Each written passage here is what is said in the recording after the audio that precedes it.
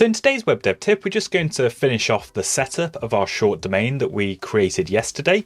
And the thing that we need to do is when we actually create a new entry in the database, we want to make sure that we're not actually inserting the full rickandroll.me domain, we're actually using our short domain instead. And the piece of code that does that at the moment is when we trigger a request to generate a new short URL in our API here, what we're actually writing into the database is a random string for the ID, and then we're actually putting in a URL which is then displayed to the user, which they can then copy and use as a short URL. So at the moment, what we're doing here for the URL is if it's on a local host, if we're not in production, for example, we're just going to put in the API URL in our environments file, which looks a bit like this. So it's just the address of the API that's running locally. But if it's running in production, then what we're going to do is we're going to put in the full domain name, which you can see here is in the production file is rickandroll.me. And then we append /API because that's where Nginx is actually mounting it for the particular cause to actually generate the URLs and actually do the redirects as well.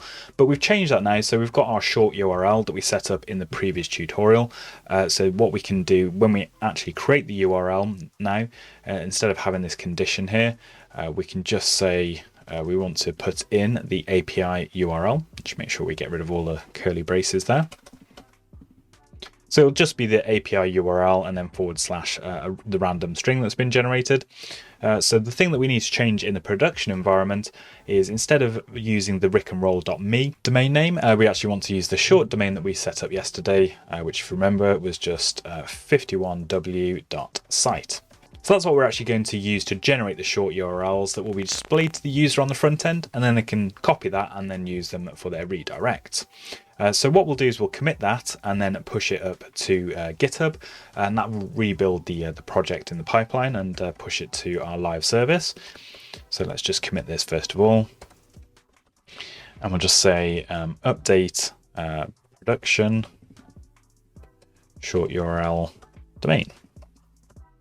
So if we push that, in a few moments when that's built in the pipeline, we should find that the new domain and new API URL are being used when we generate short URLs for the user. Okay, so here we are in our GitHub actions, and you can see that we've just deployed that update for the short URL domain change. So let's go back over to our main production app and let's create a new short URL. And as you can see, we're getting the short domain instead of the rickandroll.me domain, / the random string, which is the ID of the short URL. So if we copy that and then paste it into a browser somewhere, you should find that that still does the redirect. So now we're not using the rickandroll.me domain for the short URL, we're using that short domain that's been configured on the server. So just a small change, but you can see how powerful that is. It's completely changed the way the app is being used to generate those short URLs.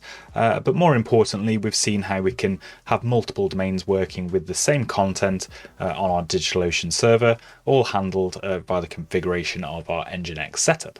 So the next tutorial, we're going to add one final route in our app to actually do a redirect if someone accesses the short URL with the random ID and then / stats, just as a convenience function so that people don't need to locate where the stats URL is. It will be embedded into the short URL as well. But that's it for this tutorial. Make sure you stay tuned for more web dev tips.